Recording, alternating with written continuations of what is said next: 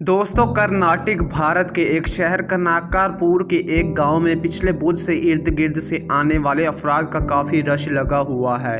यहां आने वाले लोग यहां हाल ही में मिलने वाले सांप की एक कंचेली देखना चाहते हैं। इस कंचेली की खास बात यह है कि बज़ाहिर ये एक 7 सरों वाले सांप की कंचेली है।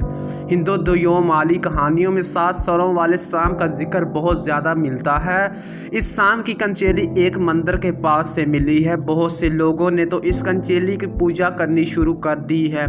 मुकामी अफराद का कहना है कि इसी गांव से 6 माह पहले भी 7 सरों वाले सांप की कंचेली मिली थी, जिसकी वीडियो काफ़ी वायरल हुई। बाद में कंचेली मिलने वाली जगह पर एक मंदिर भी तामीर किया गया था।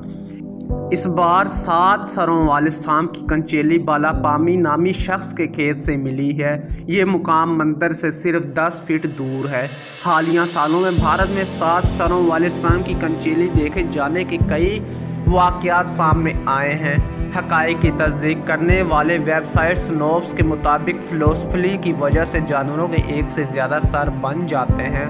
ताहम ट्रास्फली के केस भी बहुत नायाब है, जबकि आज तक 3 से ज़्यादा सरों वाले किसी जानवर की पैदाइश का एक भी केस रिपोर्ट नहीं हुआ।